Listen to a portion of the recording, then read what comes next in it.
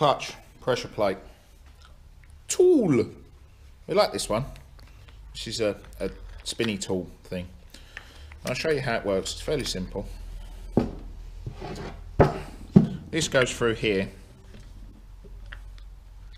and you can see it sort of pokes out through the back. Well, as luck would have it, that is actually fairly flush as it is, so we're good there. Now, to change the flushness of it, how it sits on the back, you wind this adjuster.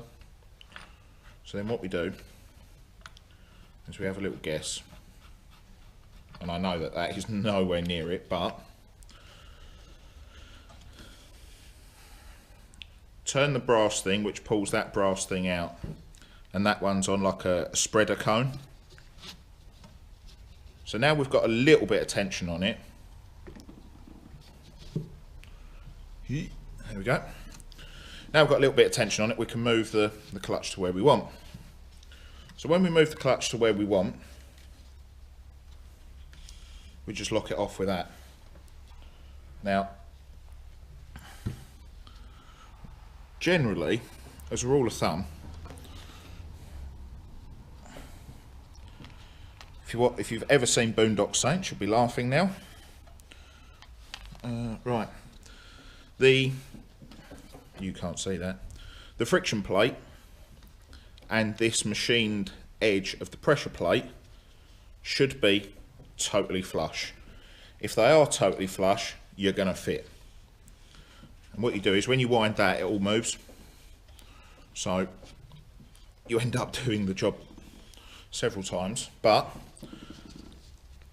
that sits flush with that there. And then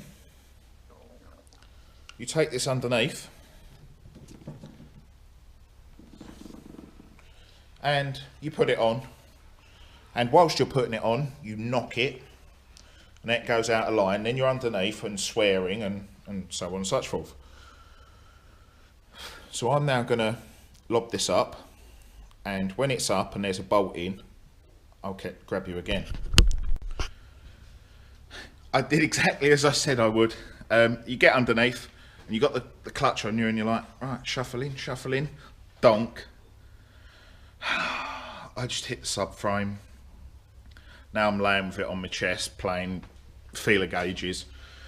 But there are 3 bolts in. Yeah, there you go. That's sort of what it looks like with minimal light. So you've got your pressure plate on. I've got 1 bolt there, 1 bolt there, 1 bolt at the top. There's 1 missing there. You know, I've got 3 in equally. So what you do to remove this is turn the brass bit, push it in, pull it out. That was easy. So now I can throw that on the floor where I'll forget it. And probably lower the van onto it later. And I can grab another bolt because, you know, they're always easy to get hold of. And 1 goes in there. Where's my other one's gone? Oh, hold on. There's 1. Come on. I've got the other 2. 1 there. 1 goes in there. And there's another 1. There. So now I've got to do those 3 up, and gearbox goes back on, he says with naivety and stupidity. There we go. All the bolts are done up. Just give it a final check, make sure, like, dowel, not that you can see it, but there is a dowel there, the shiny thing there. Make sure that that's, you know, not off at the side. Yeah, starter motor still there. There is one thing I've noticed whilst I've been down here, and probably can't see it, but there's a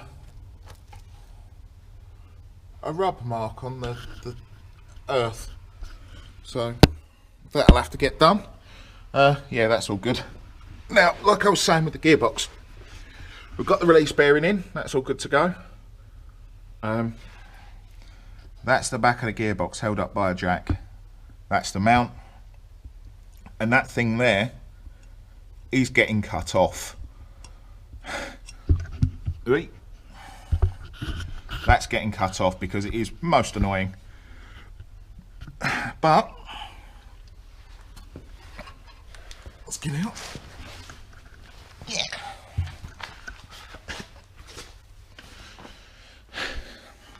Dual mass and clutch is back on.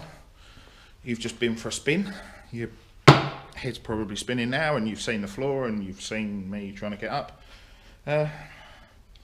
Now I'm going to have a fight and try and get the gearbox back in.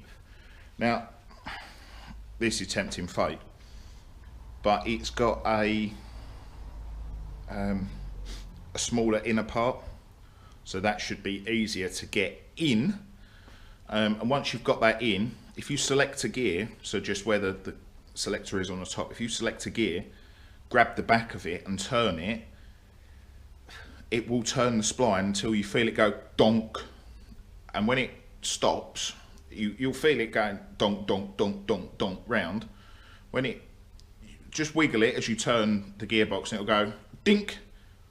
When it stops, push it on, he says, as I'm now going to spend probably the next half an hour fighting with it to get it on. And then when I do get it on, I'm going to go, yes! Where's the bolt? So I'm going to have a fight with it. See you in a moment. Gearbox is back up.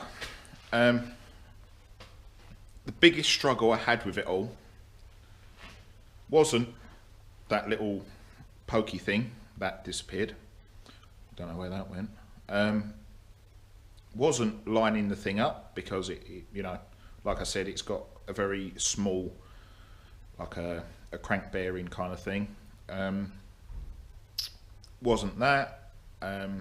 It wasn't even getting the thing pulled on. Where there's heat coating, like noise stuff, anti-noise padding underneath, where the gearbox has come back, because of the shape of the bell housing, it does that, and then it's got a real shot where it goes onto the back of the block. It come back and it slid along the noise stuff perfectly fine. When you went to push it the other way, it just rammed itself into that. So I'm trying to jack the back up, I'm trying to pull the back of the subframe down, I'm struggling, and then I don't even know what made me think of it. I just got a scraper and just basically jimmied it across the top of the gearbox and left it there. And then it slid right forwards, the scraper dropped out, and it went straight onto the back of the block. Like, so easy. Mount in its place, and it literally just pushed on the back of the block, perfect. And as you see earlier, when I pushed the release bearing back, it sprung forwards. Well, you push the gearbox on, you're like, sweet, where's the bolt? Ah, got one. Oh, it's moved. Push it on, quick, thread the bolt in, and as you're getting it like one thread in, you see the thing start to come back. You're like, hurry up, hurry up, hurry up, hurry up. Got it in, got one at the top, one at the bottom, one either side. The driver's side, we're in England, the driver's side, so the right hand side of the vehicle, you can easily get to the one on the top. The passenger side one is a bit more difficult, so got the one in on the right, you can see it and just run it straight down for ratchet. So yeah, basically I've just jumped in, pushed my foot up and down on the clutch. It's actuating as it should, so that has now just realigned the clutch to what the gearbox wants.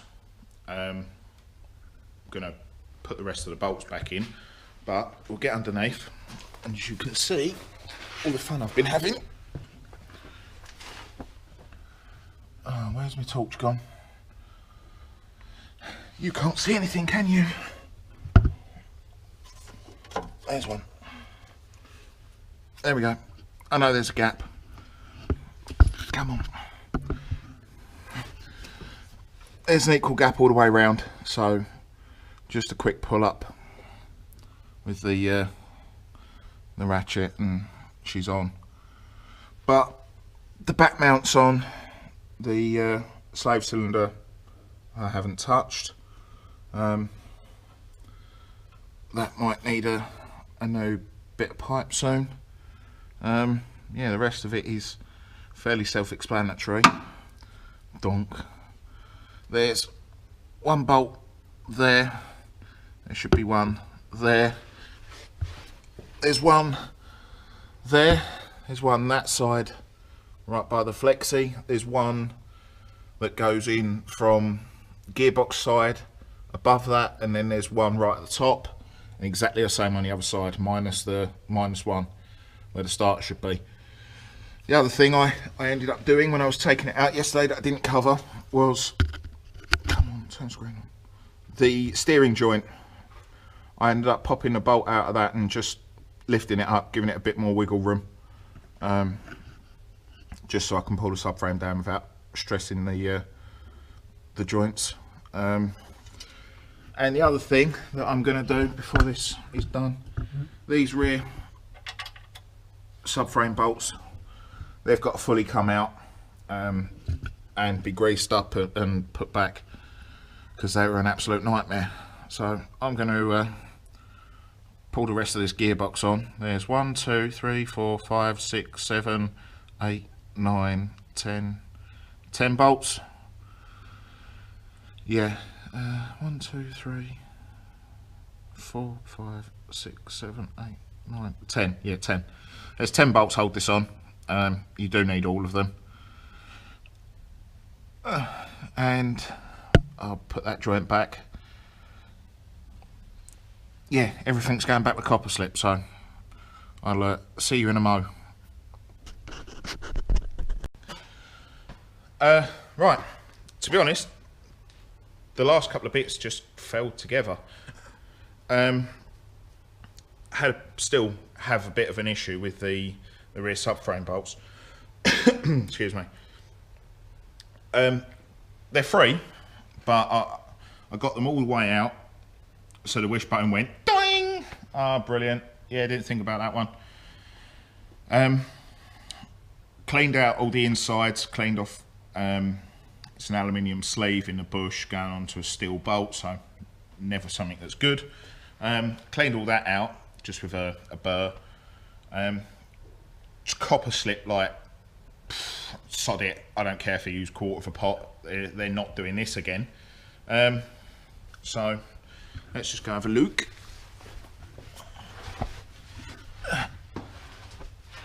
You can see remains of copper slip there, and there is actually some up there, somewhere, but the whole lot has got copper slip running up and down it. And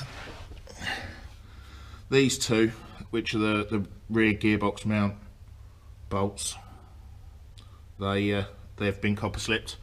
The other side, the issue side, you can see got copper slip hanging out the top and the bottom, and you might even be able to see it. Yeah, it's spewing out sides there. That's properly loads in there. The wiring loom is back on. There's a plug there which is your speed sensor. There's one just up there on the side which is your reverse light, and there's one all the way at the front, darkness. There's one at the front on the top. Oh, I wish the screen would stop turning off. Up there, which is the crankshaft position sensor, right on the top. Where's my light? There it is. So you've got 3 connections. Right, the next thing is gear lever. We'll go through the prop later because they they need to be fully copper slipped, the mounts. So yeah, right, we'll get inside and we'll do the gear lever, and we'll do that now. So I'm going to switch that off. You can have some darkness. I'm going to switch that one off as well. Aha! Back to light. Right, we'll grab this torch. Come on. This Astro 40 SL I absolutely love. It is probably the best torch I own, but the battery life is okay when you're using it, but when you come to charge it, oh my god, it takes forever. So right, that is that. Now this right down in there, that's the back of the gearbox, so that slides down into there. There we go, we've got gears. I just pulled it out. Now you have a pair of washers which fell out easy enough, but oh, hang on. Right, my utmost apologies, not that you'll have noticed this, but I ran out of space on the memory card. As I was saying, this Astro 40 SL Lite has a very good run time. It also has a very good charge time. It's forever. So these things, probably the best light I own, but when I want to charge it, even on a 2 amp charge, it takes forever. But it's really bright and you can get it into loads of places you couldn't normally. Now, gear lever. This, I'll pull it out. It's got a little ball on the end. There's a little jobby down there, little hole that it's on the back of the gearbox, so that's meant to slide in, but because someone somewhere wanted a promotion, instead of using little circles, spheres, they've used movable squares. You know, see there, that's a square that spins. Yeah, wicked, well done. So what you have to do is you have to sort of line them up, lift that up, find the hole, get really greasy fingers as you try and line these little squares up, and in it goes. Then them 2 washers go down and this plate sits on top. You can only put this plate one way, it won't fit. The little holes are offset, and then it's got 1, 2,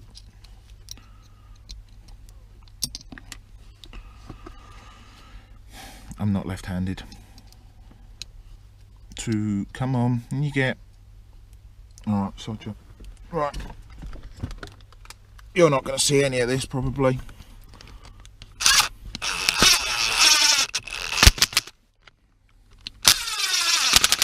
Go on the DeWalt screw gun. I'll have to do a video about this. This thing is awesome. I love it. It's brilliant. Don't know what you can't see. There's one here.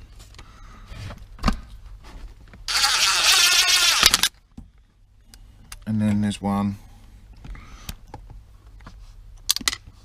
Okay, bye screw.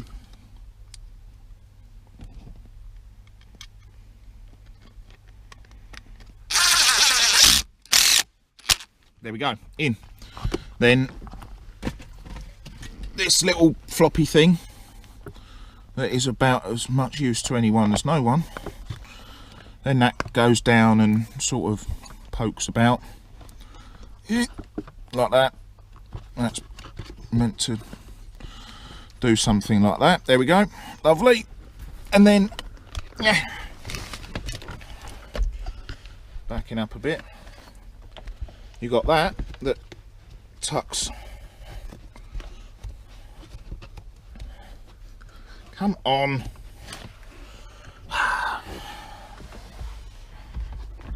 In there. Like that, sort of.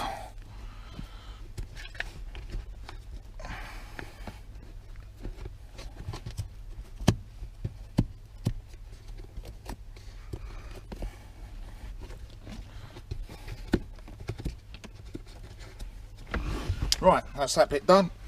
Now I'm gonna have loads of fun with this next bit. The big long knob. That goes down over and clips in. That's that done. Now, one thing I didn't show you in the removal is, come on. See this tiny little pin here? Pull it. It's a two-handed job. You pull that with one hand, and it releases a little detent, and then you slide the whole lot off. So that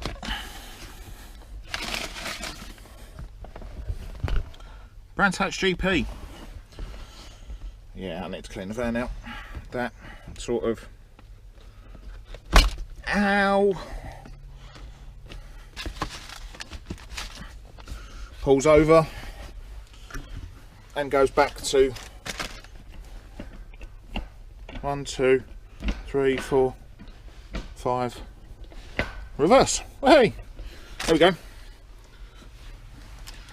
Brands Hatch GP was on Saturday, Sunday, 20th, 21st of May 2017. Yeah, that was a difficult meeting. Water, stay hydrated. So that's the inside bit. Donk. The prop is actually, I think, all that's left, and it's raining. Yeah, so for each one of those hangers is 2 13mm bolts, and the front is like 3 15s or something. I'm going to copper slip the hanger bolts, and I'm going to Loctite the prop bolts. The prop bolts are easy, the flange bolts are easy enough to get to, just as long as when you jack a back wheel up so you can turn the prop to turn it over, take the handbrake off, like I didn't. And then I was wondering why the prop didn't turn, but you can still get an impact gun to all 3 of them, so that's nice and easy. Yeah, last little bit to do, I hope. Then very big tidy up job. Haha! Done. Finally. Taken me far too long. Well, the strip down took me too long. Rebuild, nice and easy. Yeah, put the prop up. To be honest, the easiest way I found to put the prop up was, I'm right-handed, so I had my right hand right up by the rubber guibo. I had my left hand on the first bearing, and I had sort of my knee / my foot on the third. And what I ended up doing was putting a bolt in the middle one, in the first bearing, so gearbox first bearing, put a bolt in there loosely just to support it, and then I was using my knee and my hands to slide it on, like the little thing that pokes in the end. Once I got it on, that weren't an issue. You don't have to put the bolts in that immediately. I then put a bolt in the back one, then I knew the front weren't going to fall off. Then it was just a case of copper slipping up the bearing hanger bolts and Loctiting the prop bolts. That was it. Yeah, just going over something I said in the first video. This is not something you want to be doing on your driveway. It's not a bad job, to be honest, but it's a struggle, you know. This is always something I've had against vans. they're the engines and gearboxes are more towards the HGV side. Their bodies are more towards the car side. So you've got heavy engines, heavy gearboxes, heavy back axles, which in an HGV isn't an issue because you know it's heavy, so you just go get a forklift. You know, you are prepared for these things. But you can't just forklift out a gearbox in one of these. Space isn't actually that bad, but I'm assuming on the later ones it's probably even worse. Would I do it again? Yeah, you know, not an issue. Things to watch out for are the slave cylinder, hydraulics, watch for them. The rear subframe bolts where it goes through the wishbone bushes, they will seize, and it took me about an hour and a quarter to get both of them undone. Yeah, absolutely ridiculous. So all of a sudden, without realising it, hour and a bit just added to the time of doing it. That's why it took me so long to strip down yesterday. Not that you noticed, but it took me a good couple of hours to get it stripped down to the point I had the flywheel out. Well, this morning, once I've got my head into gear, it all flew back together apart from where the gearbox got caught on the sound deadening. But, you know, if you're not that worried about it, just cut that bit out. You know, I want to leave it there because this does mostly motorway work, so that monotonous drone I want to keep out, thanks. But apart from that, you know, if you've got a mate that's got a workshop and there's two of you doing it, yeah, not so bad. I did this one on my own. Would I do it again on my own?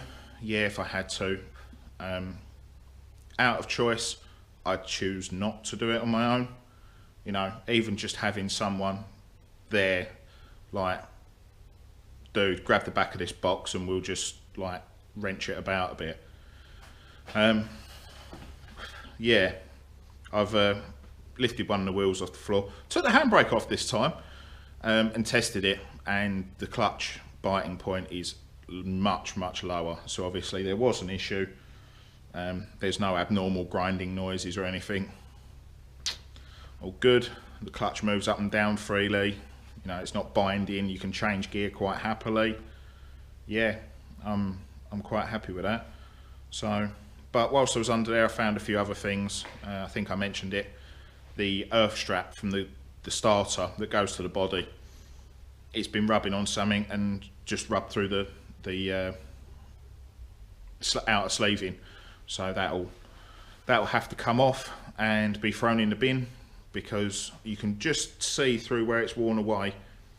All the copper started to oxidise, so that's game over for that cable. It's not just a case of, oh yeah, just like wrap some tape around it and stop it doing it. No, you've compromised the cable. Sorry. So that's a job on the to-do list, and the FIAD system is also on the to-do list. Basically where this kind of sits about, the pulleys don't like it. It's a weak thing on this engine, the front end auxiliary drive FIAD system. They're massive. If you've ever seen one of those 2.4s, they're just massive. The belt is like as tall as I am. Yeah, so that's on the to-do list. There's a couple of other niggles whilst I was under there, but to be honest, most of it was just getting bolts out. It's 2003, 2004, so it is, what, 13 years, and no one's had it apart, and yeah, you know, hey ho, not the end of the world. Yeah, so I'll try to show you as much of it as possible. I'm not getting back under there and showing you the prop. I'm sure you can work that one out. I've now got a massive clean-up operation because there's clutch dust everywhere. My face caught most of it yesterday, funnily enough, but it's still some all over the floor. And when I got in, I walked into the kitchen where it was tiled and took my hat off and threw it on the floor, and it just went poof, lifted my hat up, and there's just this pile of clutch dust underneath. Oh right, wicked, yeah, good idea. Yeah, that was it. It's not the end of the world. I'm definitely not doing this on a driveway, so say la vie. Ho hum. Right, so thank you very much for watching. Check us out over on Faceballs. There's more to come from the Man Van series. You know, there's a couple of other things I need to do in the back, and I'll see you all again soon. Ciao.